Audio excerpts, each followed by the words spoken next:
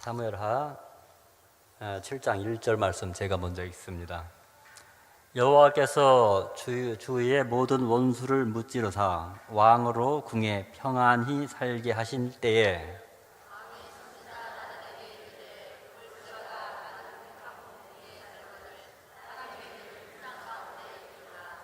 나단이 왕께 아뢰되 여호와께서 왕과 함께 계시니 마음에 있는 모든 것을 행하소서 하니라.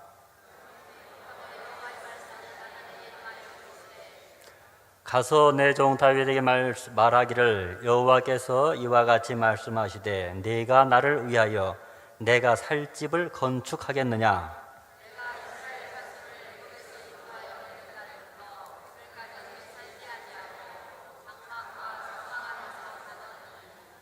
이스라엘 자손과 더불어 다니는 모든 곳에서 내가 내 백성 이스라엘을 먹이라고 명령한 이스라엘 어느 지파들 가운데 하나에게 내게 말하기를 너희가 어찌하여 나를 위하여 백향목 집을 건축하지 아니하였느냐 말하였느냐.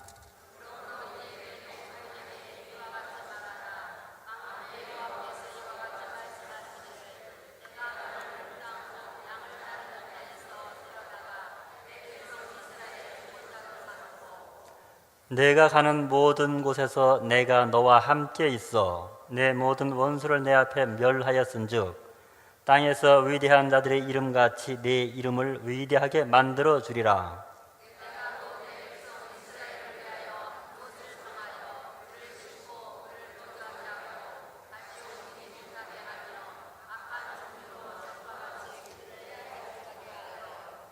전에 내가 사사에게 명령하여 내 백성 이스라엘을 다스리던 때와 같이 아니하게 하고 너를 모든 원수에게 벗어나 편히 쉬게 하리라.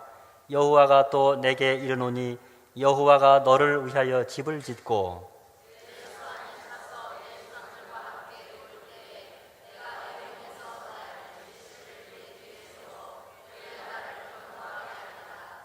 그는 내 이름을 위하여 집을 건축할 것이요 나는 그의 나라 왕위를 영원히 견고하게 하리라.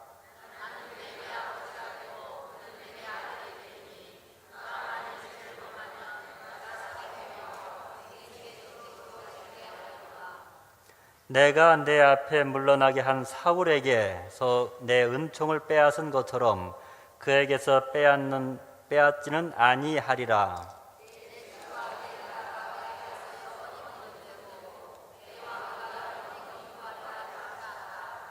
함께 읽도록 하겠습니다.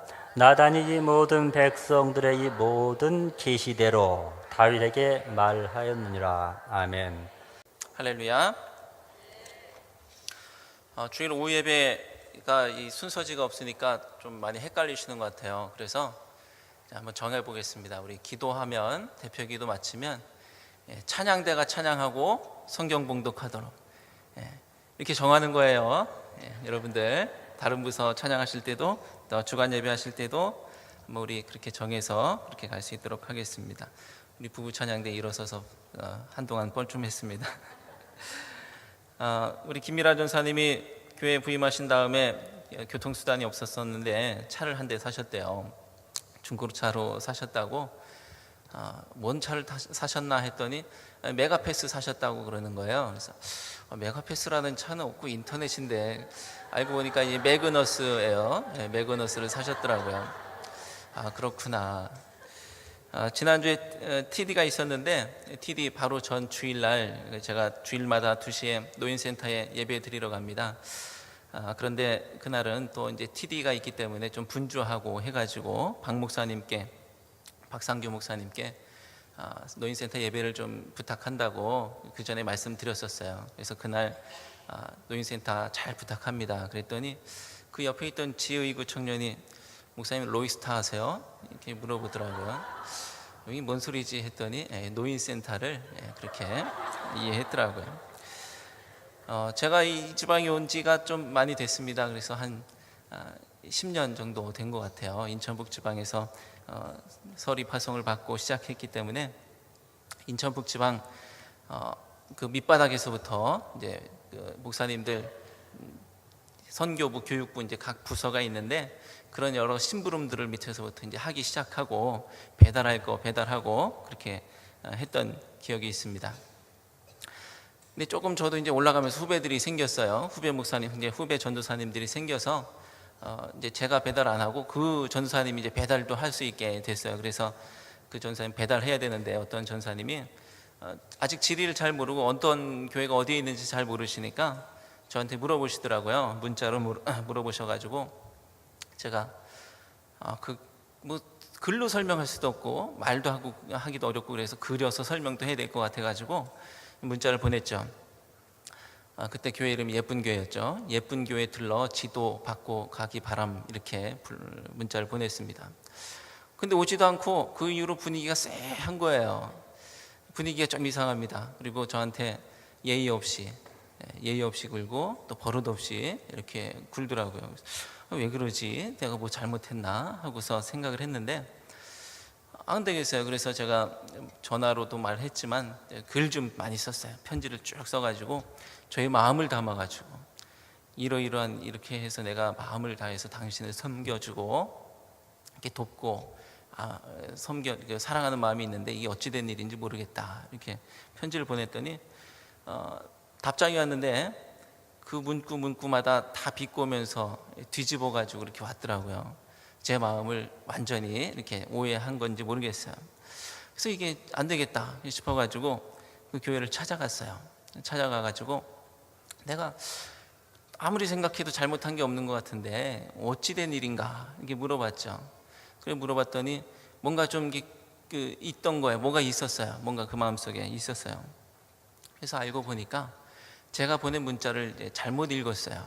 뭐라고 읽었느냐 하면 예쁜 교회 들러 지도 받고 가기 바람, 이렇게 이게 맞는 말이야 이거는. 그렇게 보냈는데 예쁜 교회 들르지도 말고 가기 바람, 이렇게 들었더라고요. 이해되세요? 들르지도 말고 가기 바람, 이렇게 들었어요.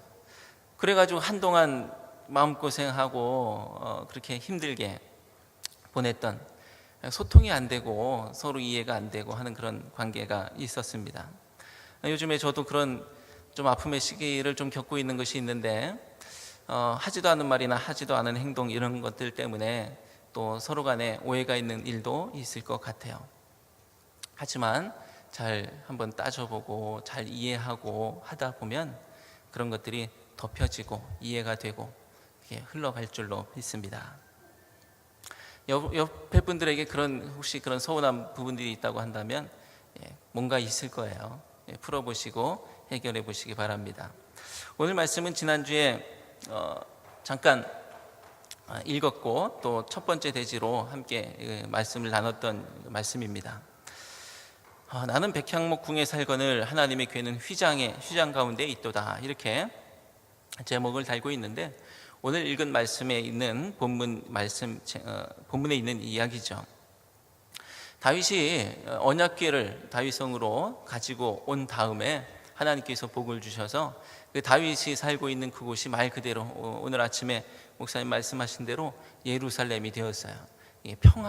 평화의 땅이 되어버렸어요. 그 말씀은 오늘 읽은 말씀 중에도 있죠. 첫째를 보니까 여호와께서 주위의 모든 원수를 무찌르사 왕으로 궁에 평안히 살게 하신 때에, 이렇게 말씀합니다. 이것은 무슨 얘기냐 하면 다른 번역에서는 평안히라는 단어가 없는데 왜 평안히라고 했느냐 하면 평안의 인사를 나눌 수밖에 없는 그 상황이었던 것을 오전에 들으셨을 텐데, 하도 전쟁터에 나가 있던 그 다윗의 모습, 막 싸움하고 전쟁하고 했던 다윗이 이제 궁전에 있게 됐다는 그 자체가 그게 평안인 거예요. 그게 샬롬인 것이고, 그러니까 오늘 말씀은 그 하나님께서 이뤄놓으신 샬롬의 평안의 터 위에서 이제 주어진 말씀이 되는 것입니다. 자, 지난주 말씀을 잠시 복습을 하면 우리가 오늘 1절, 2절, 3절 말씀을 통해서 믿음이라는 것이 어떤 것인가라는 것을 배워보겠다라고 말씀드렸었는데, 이 여호와께서 주의 모든 원수를 무찌르사라는 것에 우리가 관심을 한번 가져보자라는 거죠. 왕이 다윗이 내가 잘했기 때문에, 내가 뭔가 무찌르고 내가 이겼고 내가 능력이 있기 때문에 이 평안의 때가 온 것이 아니라 하나님께서 내 주변의 모든 원수들을 무찌르셨기 때문에 내가 왕궁에 살 수 있게 되었다라는 그런 고백, 하나님이 하셨다라는 그 고백이 바로 믿음의 고백이다라고 지난주에 말씀을 나눴습니다.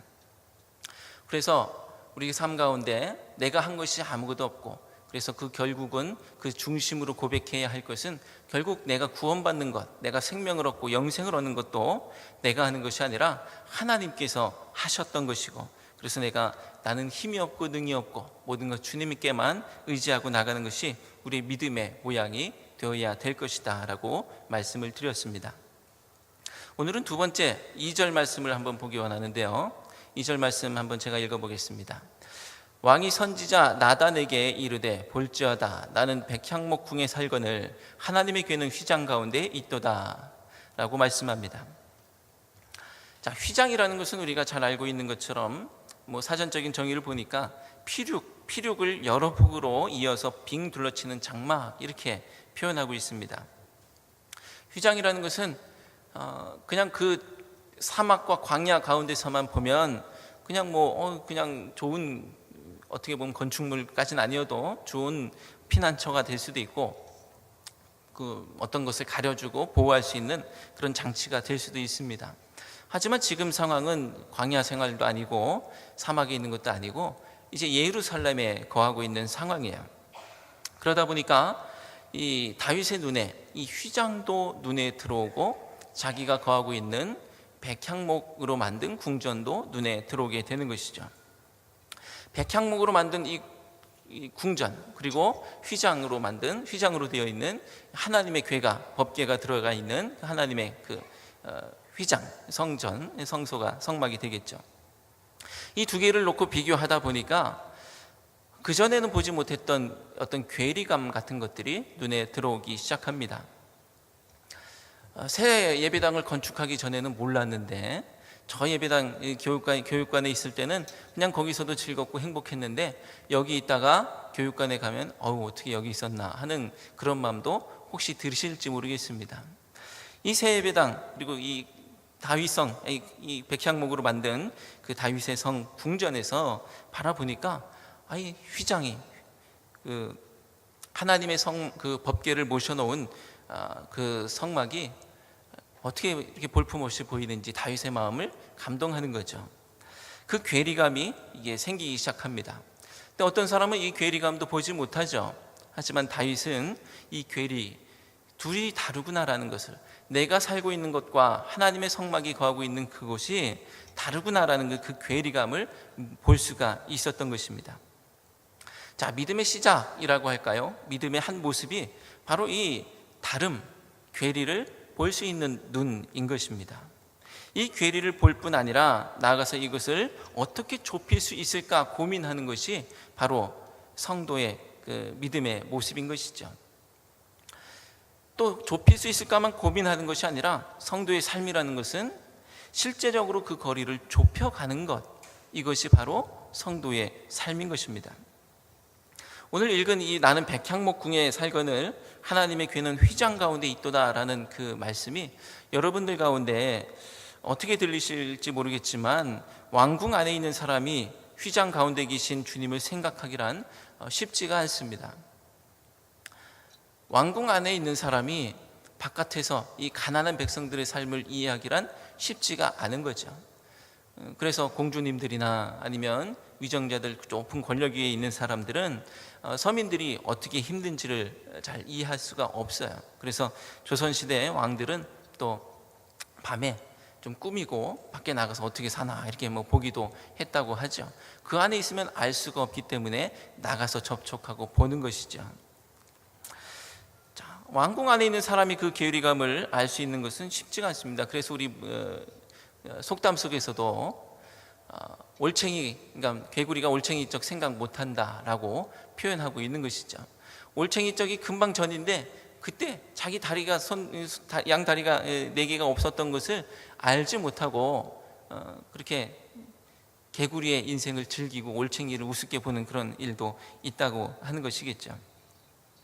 배부른 사람이 배고픈 사람 생각할 수가 없고, 배불러지면 이제 가난한 사람들 또는 자신의 과거를 생각하기보다는 몇 가지 패턴으로 그의 삶이 바뀌어지고 있는 것을 보게 되는데, 어떤 사람들은 배부르니까 죄를 범하죠.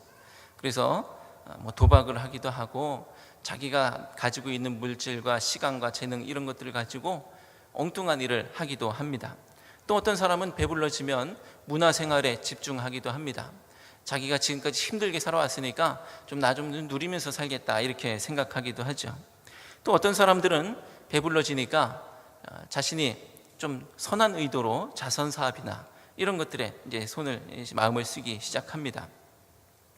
그 자선 사업이나 이런 것에 마음 쓰기가 어렵고 대부분 자기를 위해서 투자하고 자기를 위해서 쓰고 자기만을 생각하는 것에 머물러 있는 것을 보면, 가난한 사람의 그 모습, 배불러졌다고 해서 내가 옛날의 그 모습을 돌아보고 생각한다는 것은 아주 어려운 일이라는 것을 우리가 알 수가 있죠. 그러므로 다윗이 이 괴리를 발견한 것, 나는 다윗성에 있는데, 나는 궁전에 있는데 하나님의 법궤는 저 초라한 곳에, 보잘것없는 곳에 있구나라는 것을 다윗이 발견한 그 사실 자체가, 나는 백향목궁에 살거늘 하나님에게는 휘장 가운데 있도다 라고 깨달은 그 자체가 어떻게 보면 다윗에게는 아주 기특한 일이 되는 것입니다.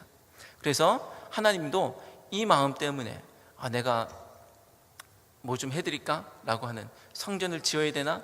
라고 하는 그런 마음이 있을 때에 4절 이후로 하나님께서 이 다윗과 가족들을 복주시고 하나님께서 축복의 말씀을 주시는 말씀을 보면, 하나님이 이 괴리를 발견한 그 믿음을 얼마나 또 기뻐하셨는지를 우리가 알 수가 있는 것이죠.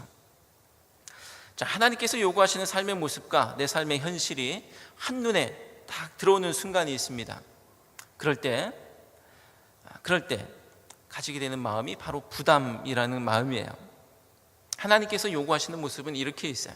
성경 말씀을 통해서, 또 설교 말씀을 통해서 우리가 이렇게 행해야 하고 이렇게 살아야 된다라는 말씀을 끊임없이 주고 계시죠. 그래서 알고 있습니다.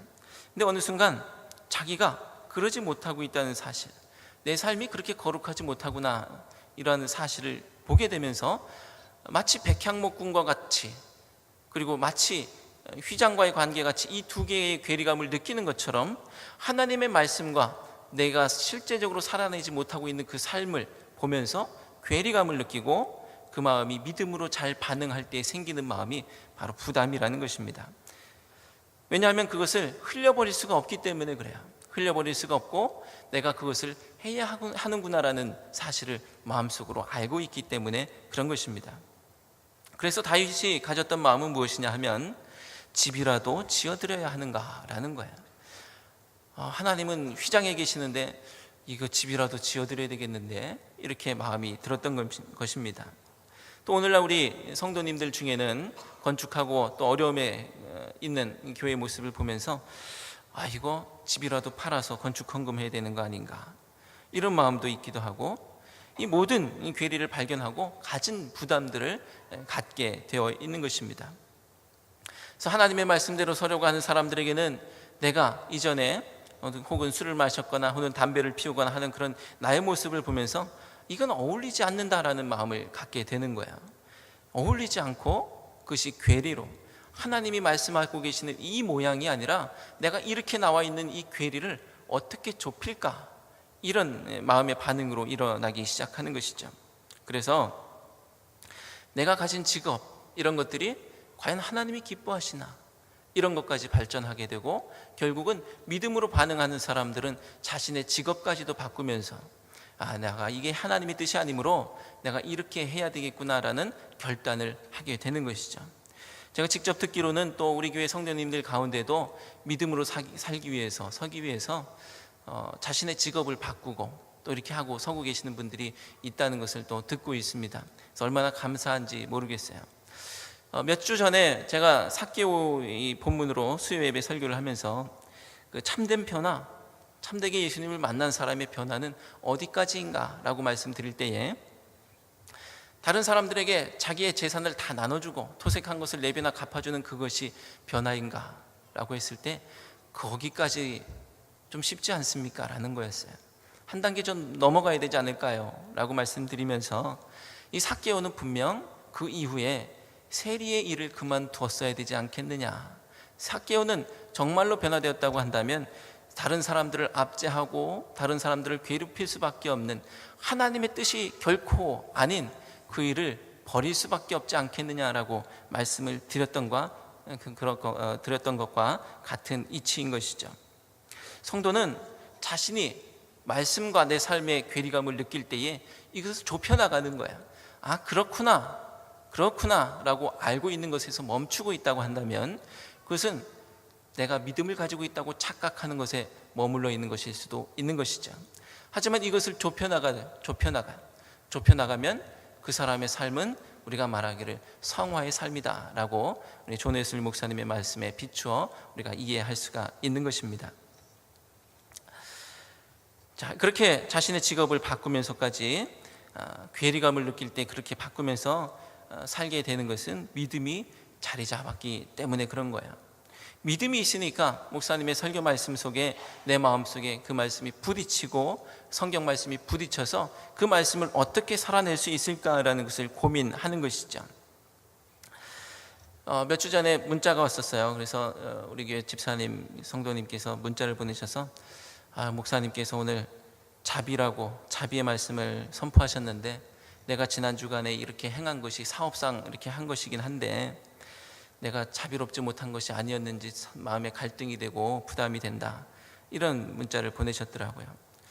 그것이 바로 믿음이 있기 때문에 그 괴리감을 느끼게 되는 거예요. 괴리감, 또 내 마음속에 있는 어떤 부담, 이런 것으로 다가오게 되는 것이죠. 결론은 또 삶에서 구체적으로 어떻게 해야 되는지는 솔직히 목사님들이 구체적으로 아주 조목조목 이럴 땐 저렇게 하고 이렇게 매뉴얼을 쓸 수는 없을지 모르겠습니다만 그래도 그 마음속에 믿음이 있기 때문에 또 기도하면서 잘 지혜롭게 대처하고 헤쳐나갈 것을 또 기대하게 되는 것이죠. 교회 생활이 너무 익숙해서 무뎌진 우리들은 미처 깨닫지 못하는 이 괴리감들, 그런데 초신자들, 새가족들은 아주 잘 깨닫기도 합니다.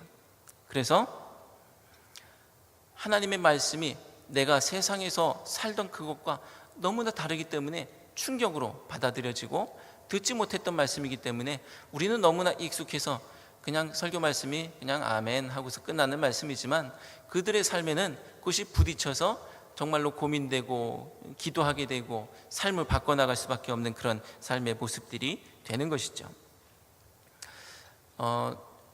두부 안에 미꾸라지를 이렇게 넣어서 만든 두부가 있는 거 혹시 보셨는지 모르겠습니다. 이 두부 안에 미꾸라지를 어떻게 넣을 수 있을까요? 아마 아시는 분도 계실 텐데 두부하고 물을 넣고 찬물을 넣고 미꾸라지를 넣고 거기다 이제 서서히 끓이면 얘가 뜨거워지네 하고 두부 속으로 들어가는 거야. 그래서 두부 안에 미꾸라지가 이제 들어가 있는 두부가 됩니다. 근데 뜨거운 물에다가 미꾸라지를 훅 부으면 두부 속에 안 들어가겠죠? 그냥 거기서 이제 죽고 마는 거예요. 어떤 것에 뜨겁게 이렇게 아주 확실하게 반응할 수 있는 그런 방법들인 것이 그런 것이죠. 우리는 이 말씀 안에 계속 서서히 그냥 알고 있어요. 들어왔던 거예요. 그러다 보니까 그 말씀이 나에게 확실하게 충격되지 않고 받아들여지지 않는 겁니다. 그런데 갑자기 주어진 그 말씀, 내가 알지 못했던 처음 듣는 그 말씀은 성도들에게, 이 새가족들에게는 특별히, 오늘 새가족부 주간 예배인데 새가족들에게는 확실하게 충격으로 와닿게 되어 있는 것입니다. 우리가 그것을 알지 못한다고 해서 그 말씀이 우리에게 필요 없는 말씀이 아닌 거예요. 내가 깨닫지 못하고 있다고 해서 그 말씀이 나에게 소용없는 말씀이 아닌 겁니다.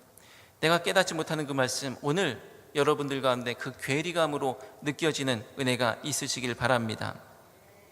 다윗은 그 괴리감을 느꼈기 때문에 그 말씀에 아멘하였고 그 말씀에 자신을 비춰보았고 그 말씀에 내가 무엇을 할 것인가 라는 것을 돌아볼 수 있었던 사람이었던 것입니다. 오늘 성도들에게도 그것이 동일하게 요청되고 나에게 필요한, 내가 느껴야 하고 알아야 되고 깨달아야 하는 그 괴리감이 어떤 것인지를 우리가 믿음의 눈으로 볼 수 있기를 원합니다.